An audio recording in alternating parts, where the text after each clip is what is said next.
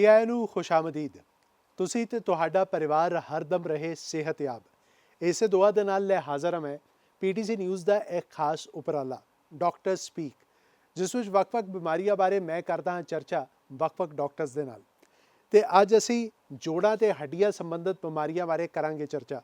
ਤੇ ਸਾਡੇ ਨਾਲ ਸੁਹਾਨਾ ਹਸਪੀਟਲ ਮੋਹਾਲੀ ਤੋਂ ਨੇ doctor Gagandeep Sachdeva, director orthopaedics and joint replacement, ਅਤੇ doctor Ankush Chugh, associate consultant sports medicine ਅਤੇ ਟਰਾਮਾ ਸਪੈਸ਼ਲਿਸਟ। ਤੁਹਾਡਾ ਦੋਵਾਂ ਦਾ ਜੀ ਦਿਲੋਂ ਬਹੁਤ-ਬਹੁਤ ਸਵਾਗਤ ਹੈ ਜੀ।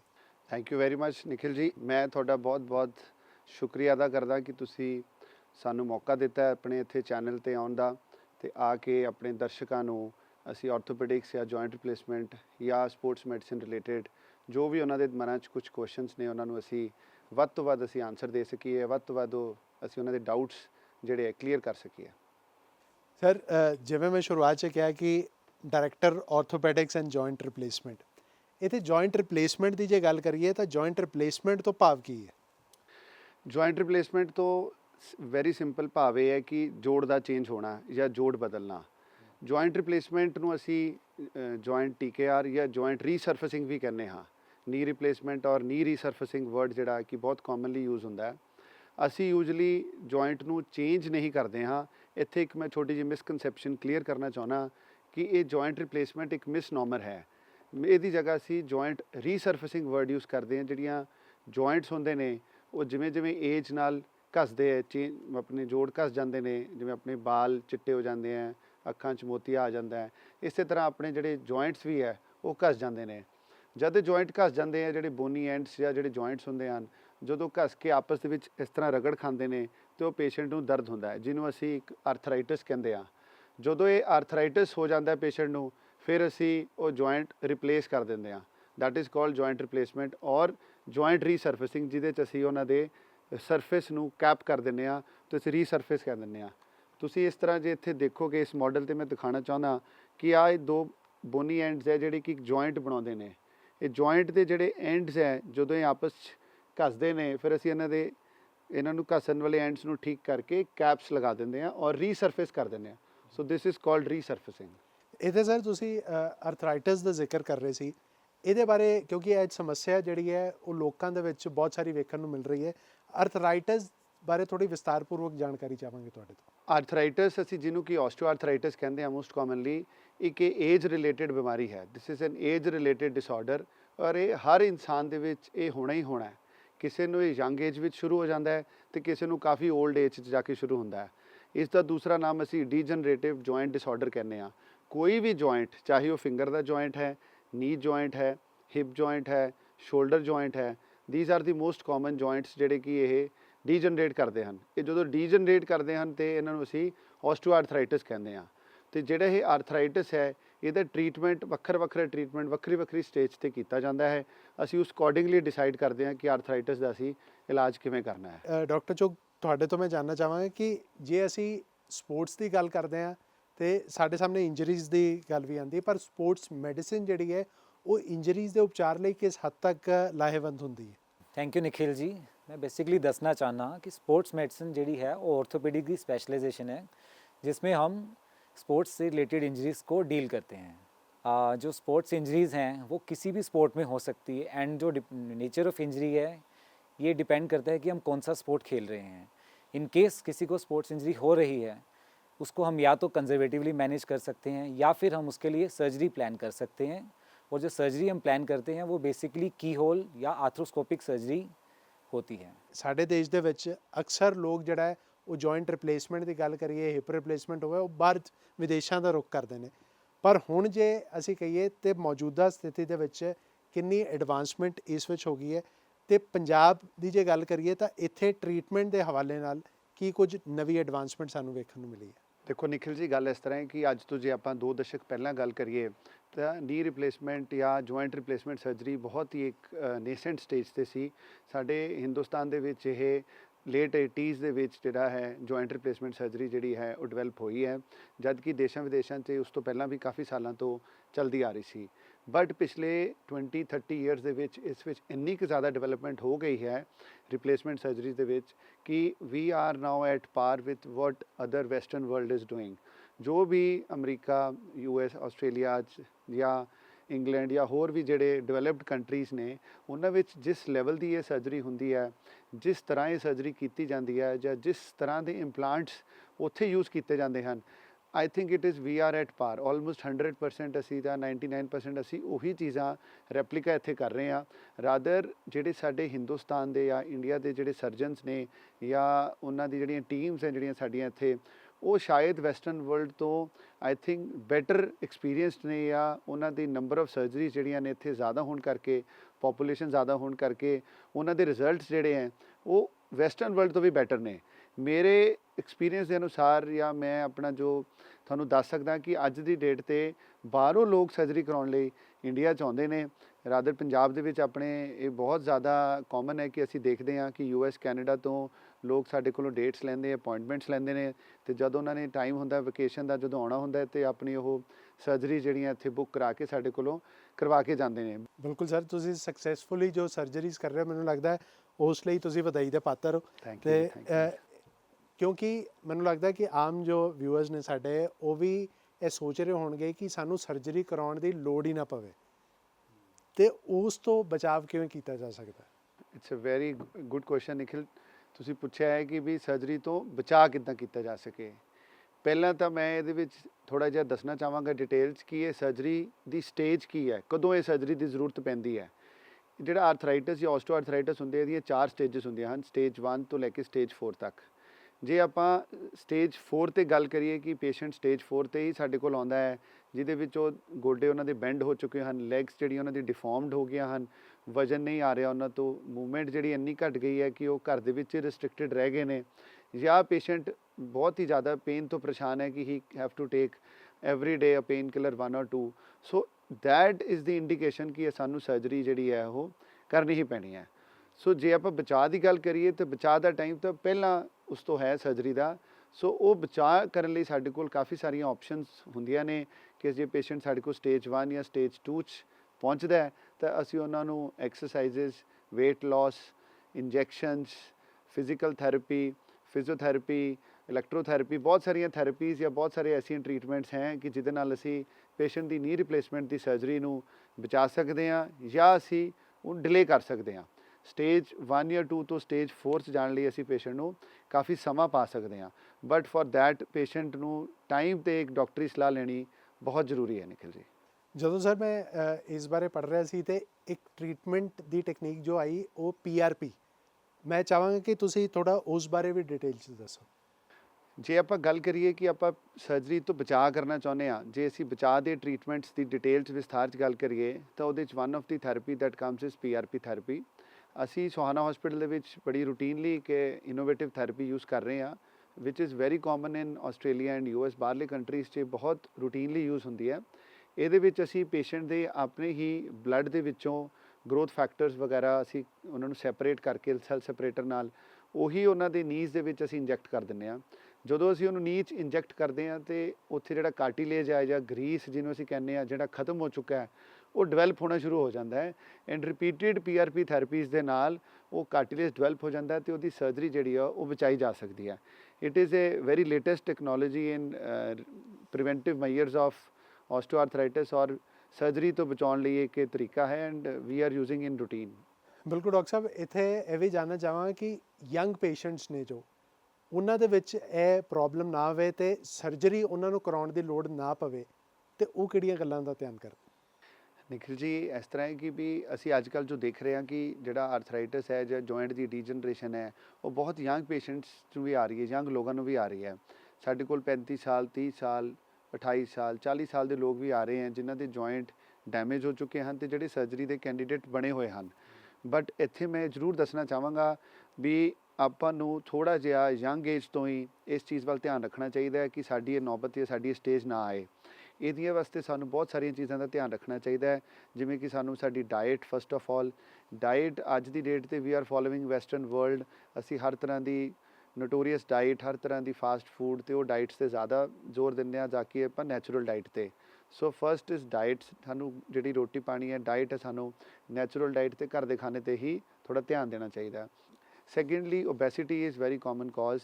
ਅੱਜ ਕੱਲ੍ਹ ਮੋਟਾਪੇ ਕਰਕੇ ਜਿਹੜੇ ਪੇਸ਼ੈਂਟਸ ਨੇ, ਜਿਹੜੇ ਲੋਕ ਨੇ, ਉਹਨਾਂ ਦੇ ਜਿਹੜੇ ਜੁਆਇੰਟਸ ਹੈ ਉਹ ਬਹੁਤ ਜ਼ਿਆਦਾ ਖਰਾਬ ਹੋ ਰਹੇ ਹਨ, ਕਿਉਂਕਿ ਮੋਟਾਪੇ ਨਾਲ ਸਾਰਾ weight ਤੁਹਾਡਾ ਹਿਪ, ਨੀ ਔਰ ਐਂਕਲ ਜੁਆਇੰਟਸ 'ਤੇ ਆਉਂਦਾ ਹੈ, ਅਤੇ ਉਹਦੇ 'ਚ ਨੀ ਜੁਆਇੰਟ ਜਿਹੜਾ ਸਭ ਤੋਂ ਕਾਮਨਲੀ ਉਹ ਡੈਮੇਜ ਹੋ ਜਾਂਦਾ ਹੈ ਬਿਕੋਜ਼ ਆਫ ਓਵਰਵੇਟ।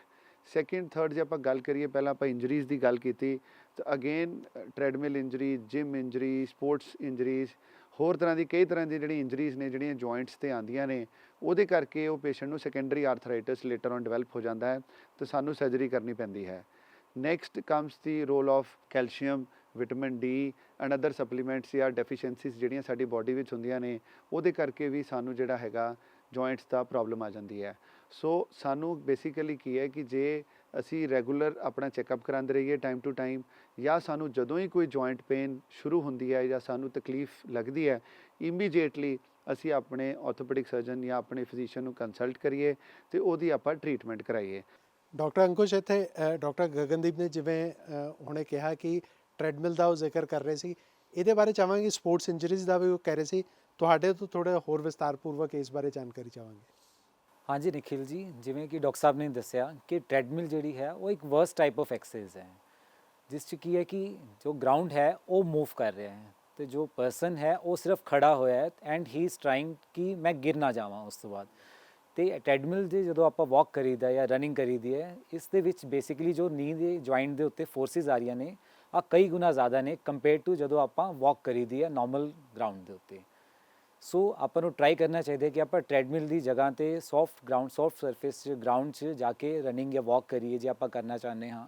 ਇੱਕ ਪ੍ਰੋਪਰ ਟ੍ਰੇਨਰ ਦੇ ਨਾਲ ਐਕਸਰਸਾਈਜ਼ ਕਰੀਏ ਤਾਂ ਕਿ ਆਪਣੇ ਜੁਆਇੰਟਸ ਨੂੰ ਅੱਗੇ ਆਪਾਂ ਪ੍ਰੀਵੈਂਟ ਕਰ ਸਕੀਏ, ਅੱਗੇ ਜਾ ਕੇ ਉਹ ਆਰਥਰਾਈਟਿਕ ਨਾ ਹੋਣ। ਅਤੇ ਡਾਕਟਰ ਸਾਹਿਬ, ਇੱਥੇ ਤੁਹਾਡੇ ਤੋਂ ਜਾਣਨਾ ਚਾਹਾਂਗਾ ਕਿ ਤੁਸੀਂ ਬਹੁਤ ਸਾਰੀ ਸਰਜਰੀਜ਼ ਜਿਹੜੀਆਂ ਨੇ ਉਹ ਮਹੀਨੇ ਦੇ ਵਿੱਚ ਹੀ, ਮੈਨੂੰ ਲੱਗਦਾ ਹਫਤੇ 'ਚ ਬਹੁਤ ਸਾਰੀਆਂ ਕਰ ਦਿੰਦੇ ਹੋ, ਪਰ ਜੇ ਨੀ ਰਿਪਲੇਸਮੈਂਟ ਦੀ ਅਸੀਂ ਗੱਲ ਕਰੀਏ ਤਾਂ ਨੀ ਰਿਪਲੇਸਮੈਂਟ ਨੂੰ ਲੈ ਕੇ ਲੋਕਾਂ ਦੇ ਮਨਾਂ ਵਿੱਚ ਬੜਾ ਡਰ ਬੈਠਾ ਹੋਇਆ ਹੈ ਕਿ ਇਹਦੇ 'ਚ ਬਹੁਤ ਦੇਰ ਹਸਪੀਟਲ ਰਹਿਣਾ ਪੈਂਦਾ ਜਾਂ ਵੈਸੇ ਹੀ ਬਹੁਤ ਡਰ ਹੈ, ਅਤੇ ਇਸ ਬਾਰੇ ਤੁਹਾਡੇ ਤੋਂ ਜਾਣਨਾ ਚਾਹਾਂਗੇ ਕਿ ਡਰਨ ਦੀ ਲੋੜ ਹੈ। ਦੇਖੋ, ਇਸ ਤਰ੍ਹਾਂ ਹੈ ਨਿਖਿਲ ਜੀ, ਵੀ ਜੇ ਆਪਾਂ ਗੱਲ ਕਰੀਏ ਨੀ ਰਿਪਲੇਸਮੈਂਟ ਸਰਜਰੀ ਦੀ, ਅੱਜ ਦੀ ਡੇਟ 'ਤੇ it is not a big deal, ਬਹੁਤ ਵੱਡੀ ਸਰਜਰੀ ਨਹੀਂ ਰਹਿ ਗਈ ਹੈ ਹੁਣ। ਹਾਂ, ਸ਼ਾਇਦ ਜੇ ਅਸੀਂ 2 ਦਸ਼ਕ ਪਹਿਲਾਂ ਇਸ ਚੀਜ਼ ਦੀ ਗੱਲ ਕਰਦੇ ਤਾਂ ਇਹਦਾ ਜਿਹੜੇ ਸਰਜਰੀ ਸੀ, ਇਸ ਨੂੰ ਇੱਕ ਸੋਚਿਆ ਜਾਂਦਾ ਸੀ ਕਿ it's extra major surgery, hospitalisation ਬਹੁਤ ਲੰਬੀ ਸੀ, ਸਟੇ ਬਹੁਤ ਲੰਬਾ ਸੀ, ਫਿਜ਼ੀਓਥੈਰੇਪੀ, ਰੀਹੈਬਲੀਟੇਸ਼ਨ ਤੋਂ ਬਾਅਦ ਪੇਸ਼ੈਂਟ ਜਿਹੜਾ ਬੈਕ ਟੂ ਨੋਰਮਲ ਲਾਈਫ 2 ਤੋਂ 3 ਮਹੀਨੇ ਲੱਗ ਜਾਂਦੇ ਸੀ ਕਿ ਮੈਨੂੰ 3 ਮਹੀਨੇ ਜਾਂ 2 ਮਹੀਨੇ ਜਾਂ 6 ਮਹੀਨੇ ਲੱਗ ਜਾਣਗੇ, ਵਾਪਸ ਮੈਂ ਨੋਰਮਲ ਲਾਈਫ 'ਤੇ ਆਵਾਂਗਾ।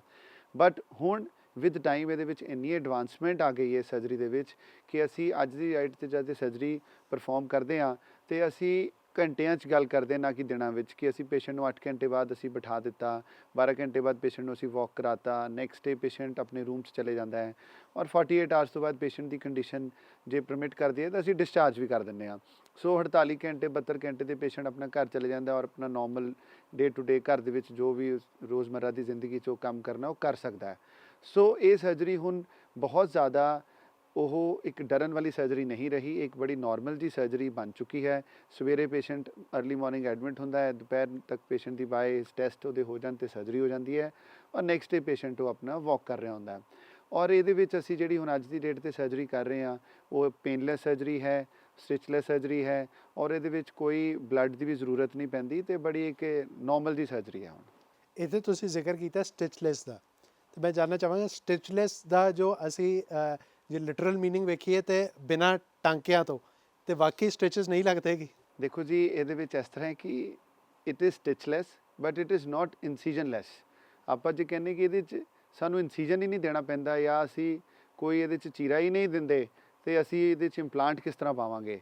ਸੋ ਚੀਰਾ ਤਾਂ ਦੇਣਾ ਹੀ ਪੈਂਦਾ ਹੈ, we have to give an incision, but ਉਹ ਇਨਸੀਜਨ ਕਾਫੀ ਛੋਟਾ ਹੁੰਦਾ ਅੱਜ ਪਹਿਲਾਂ ਦੇ ਟਾਈਮ ਨਾਲੋਂ। ਜਿਹੜੀ ਇਹ ਮਿਨੀ ਇਨਸੀਜਨ ਸਰਜਰੀ ਬਣ ਚੁੱਕੀ ਹੈ, ਛੋਟੇ ਜਿਹੇ ਇਨਸੀਜਨ ਤੋਂ ਜਿੰਨਾ ਕੁ ਮਿਨੀਮਲ ਰਿਕੁਆਇਰਡ ਹੁੰਦਾ ਹੈ ਇੱਕ ਇੰਪਲਾਂਟ ਨੂੰ ਅਸੀਂ ਫਿੱਟ ਕਰਨ ਵਾਸਤੇ, ਉਹਨਾਂ ਇਨਸੀਜਨ ਅਸੀਂ ਦਿੰਦੇ ਹਾਂ। ਪਰ ਜਿਹੜੇ ਇਹਦੇ ਸਟਿਚਸ ਲੱਗਦੇ ਹਨ ਉਹ ਡੈਫੀਨੇਟਲੀ ਲੱਗਦੇ ਹਨ, ਪਰ ਉਹ ਅੰਦਰ ਇੰਟਰਨਲ ਸਟਿਚਸ ਹੁੰਦੇ ਹਨ। ਜਿਹੜੇ ਇੰਟਰਨਲ ਸਟਿਚ ਹੁੰਦੇ ਹਨ, ਸਕਿਨ 'ਤੇ ਸਾਨੂੰ ਕੋਈ ਸਟਿਚ ਨਜ਼ਰ ਨਹੀਂ ਆਉਂਦਾ। We don't see any stitch on the skin. There is just one line on your skin. So that is why it is called stitchless. But actually it is not incisionless. It is with incision, but the skin stitches are not there. Hip replacement ਦੀ ਜੇ ਲੋੜ ਕਿਸੇ ਨੂੰ ਪੈਂਦੀ ਹੈ ਤੇ ਉਸ ਮੁਤਲਕ ਕੀ options available ਨੇ?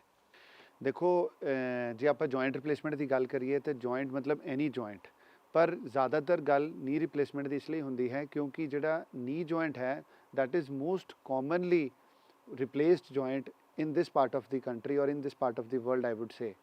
But ਇਸ ਤੋਂ ਇਲਾਵਾ ਹੋਰ ਵੀ ਕਾਫੀ ਸਾਰੇ ਜੁਆਇੰਟਸ ਹੈ ਜਿਨ੍ਹਾਂ ਨੂੰ ਰਿਪਲੇਸ ਕਰਨ ਦੀ ਸਾਨੂੰ ਲਾਈਫ ਦੇ ਵਿੱਚ ਜ਼ਰੂਰਤ ਪੈ ਜਾਂਦੀ ਹੈ, ਜਿਵੇਂ ਕਿ hip joint, shoulder joint and even elbow joint. Second most common joint ਵਿੱਚ ਵੀ ਰਿਪਲੇਸ ਜਾਂ ਅਸੀਂ ਜਿਹਦਾ ਅਸੀਂ ਸਰਜਰੀ ਕਰਦੇ ਹਾਂ is hip joint. Hip joint ਵਿੱਚ ਵੀ ਬਹੁਤ ਸਾਰੀਆਂ ਆਪਸ਼ਨਸ ਅਵੇਲੇਬਲ ਹਨ, ਬਹੁਤ ਸਾਰੀਆਂ ਬਿਮਾਰੀਆਂ ਹਨ ਜਿਹਦੇ ਕਰਕੇ ਹਿਪਸ ਜਿਹੜੇ ਉਹ ਖਰਾਬ ਹੋ ਜਾਂਦੇ ਹਨ। ਉਹ ਯੰਗ ਏਜ ਵਿੱਚ ਵੀ ਹੋ ਸਕਦੇ ਹਨ ਅਤੇ ਬਜ਼ੁਰਗਾਂ ਵਿੱਚ ਵੀ ਹੋ ਸਕਦੇ ਹਨ। ਅਤੇ ਜੇ ਉਹ ਹਿਪ ਜੁਆਇੰਟ ਖਰਾਬ ਹੋ ਜਾਂਦਾ ਤਾਂ ਸਿਮਿਲਰਲੀ ਅਸੀਂ ਹਿਪ ਜੁਆਇੰਟ ਨੂੰ ਵੀ ਰਿਪਲੇਸ ਕਰ ਦਿੰਦੇ ਹਾਂ। ਪਰ ਦੈਟਸ ਇੱਕ ਸਰਜਰੀ, ਉਹਦਾ ਆਪਣਾ ਇੱਕ ਡਿਫਰੈਂਟ ਰੋਲ ਹੈ, ਇੱਕ ਡਿਫਰੈਂਟ ਟੈਕਨੀਕ ਹੈ ਔਰ ਨੀ ਨਾਲੋਂ ਡਿਫਰੈਂਟ ਹੈ। ਇਸ ਤੋਂ ਇਲਾਵਾ ਸ਼ੋਲਡਰ ਜੁਆਇੰਟ ਜਿਹੜਾ ਹੈ ਉਹ ਵੀ ਰਿਪਲੇਸ ਹੋ ਜਾਂਦਾ ਹੈ, ਪਰ ਉਹ ਥੋੜ੍ਹੇ ਘੱਟ ਲੋਕ ਕਰਵਾਉਂਦੇ ਹਨ ਬਿਕੋਜ਼ ਸ਼ੋਲਡਰ ਜੁਆਇੰਟ ਜਿਹੜਾ ਹੈ ਉਹ ਵੇਟ ਬੇਅਰਿੰਗ ਜੁਆਇੰਟ ਨਹੀਂ ਹੁੰਦਾ ਹੈ। ਸਾਡਾ ਵਜ਼ਨ ਨਹੀਂ ਆਉਣਾ, ਸਿਰਫ ਸਾਡੀ ਜਿਹੜੀ ਬਾਂਹ ਨੇ ਚੱਲਣਾ ਹੁੰਦਾ ਹੈ। ਵੇਅਰ ਐਜ਼ ਹਿਪ ਔਰ ਨੀ ਸਾਡੇ ਵੇਟ ਬੇਅਰਿੰਗ ਜੁਆਇੰਟ ਹੈ। ਵੇਟ ਬੇਅਰਿੰਗ ਦਾ ਮਤਲਬ ਸਾਡਾ ਜਿਹੜਾ ਵਜ਼ਨ ਉਹਨਾਂ 'ਤੇ ਆਉਣਾ ਹੈ, ਅਤੇ ਜੇ ਉਹ ਖਰਾਬ ਹੈ ਤਾਂ ਸਾਡਾ ਵਜ਼ਨ ਨਹੀਂ ਆਏਗਾ ਅਤੇ ਸਾਡੀ ਜਿਹੜੀ ਮੋਬਿਲਿਟੀ ਹੈ ਉਹ ਖਤਮ ਹੋ ਜਾਏਗੀ। ਬਹੁਤ ਤੁਸੀਂ ਵਿਸਤਾਰਪੂਰਵਕ ਜਾਣਕਾਰੀ ਡਾਕਟਰ ਸਾਹਿਬ ਦੇ ਰਹੇ ਹੋ, ਤੇ ਮੈਨੂੰ ਲੱਗਦਾ ਹੈ ਕਿ ਲੋਕਾਂ ਦੇ ਮਨਾਂ ਵਿੱਚ ਜੋ ਡਾਊਟਸ ਹੋਣਗੇ ਉਹ ਕਾਫੀ ਹੱਦ ਤੱਕ ਕਲੀਅਰ ਹੋ ਰਹੇ ਨੇ। ਅਤੇ ਇੱਥੇ ਡਾਕਟਰ ਅੰਕੁਸ਼ ਤੁਹਾਡੇ ਤੋਂ ਜਾਣਨਾ ਚਾਹਾਂਗੇ ਕਿ ਵੈਸੇ ਤਾਂ ਤੁਸੀਂ ਕਿਹਾ ਕਿ ਸਪੋਰਟਸ ਮੈਡੀਸਨ ਜਿਹੜੀ ਉਹ ਕਾਫੀ ਹੱਦ ਤੱਕ ਜੋ ਪ੍ਰੋਬਲਮ ਹੈ ਉਹਦਾ ਇਲਾਜ ਕਰ ਦਿੰਦੀ ਹੈ, ਪਰ ਜੇ ਕਿਸੇ ਸਪੋਰਟਸ ਪਰਸਨ ਨੂੰ ਜਾਂ ਕਿਸੇ ਨੂੰ ਵੀ ਸਪੋਰਟਸ ਇੰਜਰੀ ਹੋ ਗਈ ਹੈ तो उसके ट्रीटमेंट को लैके किहड़ी ऑप्शंस अवेलेबल ने? देखिए, जो स्पोर्ट्स में अगर आपकी इंजरी हो जाती है तो उसमें हम क्या करते हैं, एक 3 से 5 mm का स्कोप, जिसे आम भाषा में दूरबीन कहा जा सकता है, उन्होंने आप यूज़ करके उसको जॉइंट के अंदर जो भी डैमेज स्ट्रक्चर है हम उसको या तो रिपेयर कर सकते हैं या हम उसको नया बना सकते हैं। जैसे कि घुटने में काफ़ी कॉमन इंजरी है ACL, जो कि फुटबॉल प्लेयर्स में, कबड्डी प्लेयर्स में काफ़ी आमतौर पर देखी जाती है। उसमें हम मरीज़ का वो जो लिगामेंट है उसको नया बना सकते हैं और नया बनाने के बाद मरीज़ अगले दिन से नॉर्मल अपना चल सकता है और लगभग 2 महीने के एंड में पेशेंट अपना गेम ਦੇ ਵਿੱਚ वापस जा सकता है। तो जो सर्जरी है ये काफ़ी सक्सेसफुल है पेशेंट को अपनी फील्ड में, अपनी स्पोर्ट्स में रिटर्न कराने में। बिल्कुल। तो डॉक्टर साहब ਹੁਣ ਤੁਹਾਡੇ ਤੋਂ ਜਾਣਨਾ ਚਾਹਾਂਗਾ ਕਿ ਕੁਝ ਬੇਸਿਕ ਅਜਿਹੇ ਟਿਪਸ ਜਿਸ ਦਾ ਧਿਆਨ ਜੋ ਹੈ ਉਹ ਹਰ ਯੰਗਸਟਰ ਹੋਵੇ ਜਾਂ ਉਮਰ ਦਰਾਜ਼ ਹੋਵੇ ਉਹ ਰੱਖੇ, ਤਾਂ ਕਿ ਉਹਨੂੰ ਇਹ ਜੁਆਇੰਟਸ ਦੀ ਹੱਡੀਆਂ ਦੀ ਪ੍ਰੋਬਲਮ ਜੋ ਹੈ ਉਹ ਨਾ ਆਵੇ। ਉਹ ਬੇਸਿਕ ਟਿਪਸ ਕੀ ਹੈ? ਦੇਖੋ, ਬੇਸਿਕ ਟਿਪਸ ਤਾਂ ਇਸ ਤਰ੍ਹਾਂ ਹੈ ਕਿ ਬੰਦੇ ਨੂੰ ਹੈਲਦੀ ਰਹਿਣਾ ਬਹੁਤ ਜ਼ਰੂਰੀ ਹੈ। ਆਪਾਂ ਇਨਸਾਨ ਜਿਹੜਾ ਲਾਈਫ ਦਾ ਜਿਹੜਾ ਮੋਟੋ ਹੈ ਸਾਡਾ, ਅਸੀਂ ਸਾਰੇ ਕੰਮ ਕਰਦੇ ਹਾਂ, ਦੁਨੀਆ ਦੇ ਕੰਮ 'ਤੇ ਜਾਂਦੇ ਹਾਂ, ਫੈਮਿਲੀ ਲਾਈਫ ਹੁੰਦੀ ਹੈ, ਫੈਮਿਲੀ ਲਾਈਫ ਜੀਂਦੇ ਹਾਂ, you earn money, you go to job, but ਆਪਾਂ ਆਪਣੀ ਸਿਹਤ ਦਾ ਧਿਆਨ ਨਹੀਂ ਰੱਖਦੇ। ਮੇਰੀ ਸਿਰਫ ਇੱਕ ਇਹੀ ਹੈਲਥ ਟਿਪ ਹੈ ਸਾਰਿਆਂ ਨੂੰ ਕਿ ਅਸੀਂ ਆਪਣੇ ਆਪ ਨੂੰ ਤੰਦਰੁਸਤ ਰੱਖੀਏ, ਫਿੱਟ ਰੱਖੀਏ। ਫਿੱਟ ਕਿਸ ਤਰ੍ਹਾਂ ਰੱਖੀਏ? ਆਪਾਂ ਇੱਕ ਹੈਲਦੀ ਡਾਈਟ ਲਈਏ, ਆਪਣੇ ਸਰੀਰ ਨੂੰ ਡੇਲੀ 1 ਘੰਟਾ ਜ਼ਰੂਰ ਦਈਏ in the terms of exercise, any kind of exercise, either walk or a supervised gym. If ਜੇ ਤੁਸੀਂ gym join ਕਰਦੇ ਹੋ ਤਾਂ you should have your under supervision, because if you are new to the gym you are very much prone to the injuries and you are back to your orthopedic surgeon। ਜਾਂ ਅਸੀਂ normal exercise ਘਰ ਕਰ ਸਕਦੇ ਹਾਂ, ਯੋਗਾ ਕਰ ਸਕਦੇ ਹਾਂ। ਦੇਰ ਆਰ ਕਿੰਨੀਆਂ ਤਰ੍ਹਾਂ ਦੀਆਂ ਐਕਸਰਸਾਈਜ਼ਸ ਹੈ ਜੋ ਇੱਕ ਇਨਸਾਨ ਕਰ ਸਕਦਾ ਹੈ, ਔਰ ਆਈ ਥਿੰਕ ਹਰ ਇਨਸਾਨ ਨੂੰ ਥੋੜ੍ਹਾ ਜਿਹਾ ਸਮਾਂ ਆਪਣਾ ਜਿਹੜਾ ਹੈ ਆਪਣੇ ਐਵਰੀ ਡੇ 1 ਘੰਟਾ ਆਪਣੇ ਸਰੀਰ ਨੂੰ ਦੇਣਾ ਬਹੁਤ ਜ਼ਰੂਰੀ ਹੈ। ਜੇ ਉਹ ਇਨਸਾਨ ਚੰਗੀ ਡਾਈਟ ਲੈਂਦਾ ਹੈ ਔਰ ਅੱਛੀ ਐਕਸਰਸਾਈਜ਼ ਕਰਦਾ ਹੈ, ਮੈਨੂੰ ਨਹੀਂ ਲੱਗਦਾ ਕਿ ਜਿਹੜੇ ਪ੍ਰੋਬਲਮਸ ਜਿਹੜੀਆਂ ਔਰਥੋਪੈਡਿਕ, ਸਪੈਸ਼ਲੀ ਔਰਥੋਪੈਡਿਕ ਪ੍ਰੋਬਲਮਸ ਹੈ ਡਿਵੈਲਪ ਹੁੰਦੀਆਂ ਨੇ, ਉਹ ਨਹੀਂ ਹੋਣਗੀਆਂ ਡਿਵੈਲਪ, ਔਰ ਇਹ ਸਰਜਰੀਜ਼ ਦੀ ਜ਼ਰੂਰਤ ਵੀ ਜਿਹੜੀ ਹੈ ਲੋਕਾਂ 'ਚ ਬਹੁਤ ਘੱਟ ਜਾਏਗੀ। ਫਿਲਹਾਲ ਅੱਜ ਦੇ ਪ੍ਰੋਗਰਾਮ ਵਿੱਚ ਇੰਨਾ ਹੀ। ਆਪਣਾ ਤੇ ਆਪਣਿਆਂ ਦਾ ਧਿਆਨ ਰੱਖੋ। ਆਪ ਆਪਣੇ ਡਾਕਟਰ ਨਹੀਂ ਬਣਨਾ, ਸਹੀ ਸਮੇਂ 'ਤੇ ਸਹੀ ਡਾਕਟਰ ਕੋਲ ਜਾ ਕੇ ਤੁਸੀਂ ਆਪਣਾ ਇਲਾਜ ਜ਼ਰੂਰ ਕਰਵਾਉਣਾ ਹੈ ਜੇ ਤੁਹਾਨੂੰ ਲੋੜ ਪੈਂਦੀ ਹੈ। ਤੇ ਫਿਲਹਾਲ ਦਿਓ ਇਜਾਜ਼ਤ, ਤੇ ਵੇਖਣਾ ਭੁੱਲਿਓ ਨਾ ਐਤਵਾਰ ਸ਼ਾਮੀ 5 ਵਜੇ PTC ਨਿਊਜ਼ ਤੇ ਡਾਕਟਰ ਸਪੀਕ। ਰੱਬ ਰੱਖਾ।